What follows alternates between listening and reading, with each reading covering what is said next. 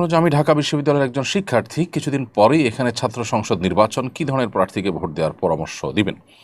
উম, সবচেয়ে গুরুত্বপূর্ণ বিষয় হলো যে কাকে ভোট দিলে আপনার শিক্ষাঙ্গনের কাঙ্ক্ষিত পরিবেশ আপনি পাবেন, আহ, কাকে ভোট দিলে আমাদের বোনরা হিজাব পরে পর্দার মাধ্যমে তাদের দিন পালনের যে স্বাধীনতা রয়েছে, অধিকার রয়েছে, সেটা তারা পরিপূর্ণভাবে পালন করতে পারবেন, সেটা পরিপূর্ণ তারা ভোগ করতে পারবেন। তারা দিন পালন করে কিভাবে শিক্ষা গ্রহণ করতে পারবেন, কাকে ভোট দিলে আপনার শিক্ষাঙ্গন রক্তাক্ত খুনাখুনি এবং বাজে যে পরিবেশ আছে সেটা থেকে মুক্তি লাভ করতে পারে, সে বিষয়গুলোকে বিবেচনা করে আপনি ভোট দিবেন। দলীয় বিবেচনা কিংবা ক্ষুদ্র কোনো ইস্যুভিত্তিক বিষয়কে সামনে রেখে বা আপনার ব্যক্তি স্বার্থকে সামনে রেখে ভোট দেওয়া, এটা ভোটের প্রতি খেয়ানত। ভোটের আমানতদারিতা, ভোটের যে দায় রয়েছে, সেটা আদায় হবে তখনই যখন আপনি সার্বিক স্বার্থ, জাতীয় স্বার্থ, এখানে অবশ্য জাতীয় ইস্যু নয়, এটা শিক্ষা প্রতিষ্ঠানের যে সার্বিক স্বার্থ, সেটাকে যখন আপনি বিবেচনায় রাখবেন। বিশেষ করে দীর্ঘদিন যাবৎ দেশের এই সর্বোচ্চ বিদ্যাপীঠে আমাদের বোনরা তারা স্বাধীনভাবে তাদের দিন পালন করে শিক্ষাঙ্গনে তারা চলাফেরা করা বা শিক্ষা গ্রহণ করা থেকে তারা নানাভাবে তারা বঞ্চিত হচ্ছেন এবং কোণঠাসা থাকছেন। এমনকি ছেলেরা ধর্ম পালন করতে গেলে তাদেরকেও নানা ট্যাগ দিয়ে কোণঠাসা করে রাখার একটা প্রচেষ্টা চলমান আছে। এই বিষয়গুলো প্রত্যেকটা প্রার্থীকে দিয়ে বলাবার চেষ্টা করবেন, যেন তারা কেউ বিজয়ী হলে এগুলোর যেন আমাদেরকে আর দেখতে না হয়, এগুলো যেন পুনরাবৃত্তি না ঘটে এবং এসব কিছুর অবসান যেন ঘটে, শিক্ষাঙ্গনে যেন শিক্ষার পরিবেশ থাকে। স্কুল কলেজের শিক্ষার্থীদের জন্য ক্লাসে মোবাইল ফোন ব্যবহার নিষিদ্ধের চিন্তা করা হচ্ছে, বিষয়টা কীভাবে দেখছেন? খুবই পজিটিভ এবং ইতিবাচক একটি সিদ্ধান্ত।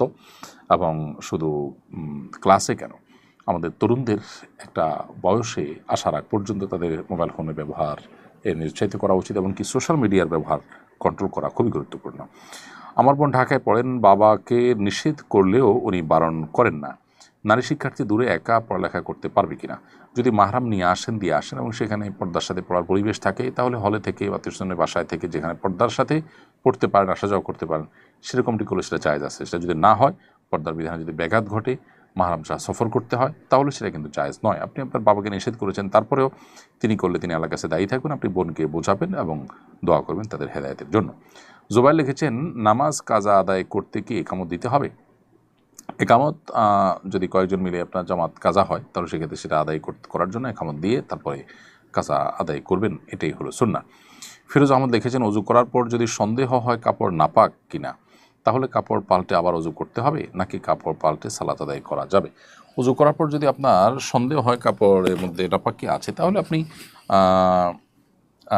এর সাথে আপনার অজু দোহরানোর কোনো সম্পর্ক নেই। কারণ কাপড়ে নাপাক থাকলে অজু হওয়া না হওয়াতে কোনো সম্পর্ক নেই। অজু করার পর কাপড়ে নাপাক আছে মনে হলে আপনি কাপড়টা পাল্টে তারপরে নামাজ পড়বেন, তাহলে যথেষ্ট হয়ে যাবে। আমার দুটি প্রশ্ন। প্রথম প্রশ্ন হলো, অনুমতি ছাড়া সরকারি জায়গায় যেমন রাস্তা, নদীর পাড় কিংবা শিক্ষা প্রতিষ্ঠানের আঙ্গিনায় গাছ লাগানো এবং সে গাছের ফল গ্রহণ করা জায়েজ হবে কিনা? দ্বিতীয় প্রশ্ন হলো, অনুমতি ছাড়া কোনো ব্যক্তি মালিকানাধীন জমির মালিক অজ্ঞাত অব্যবহৃত জমির ফসল উৎপাদন করা বৈধ হবে কিনা, যেখানে জমি আগাছা ইত্যাদি থেকে পরিচ্ছন্ন থাকার কারণে মালিকের খুশি হওয়ার সম্ভাবনা রয়েছে? প্রথম প্রশ্ন উত্তর হলো যে সরকারি এবং খাস যে সমস্ত জায়গাগুলো আছে, যে জায়গাগুলোতে আপনার ফসল হয়, সে জায়গাগুলোতে আপনি গাছ লাগাতে চান, তাহলে সেক্ষেত্রে কর্তৃপক্ষের অনুমোদন থাকলে সেটি জায়েজ আছে, কোনো অসুবিধা নেই। যেমন খাস জায়গাগুলোর সম্ভবত একটা নিয়ম আছে যে পাশের জমিওয়ালা সেখানে এমন কিছু করতে পারে যেটা স্থায়ী কোনো কাজ নয়, তো আপনি গাছ টাছ লাগায় সেখানে ফসল করে খেতে পারেন যদি এই আইনের আওতায় পড়েন, তারা হলে সেটি কিন্তু জায়েজ হবে না।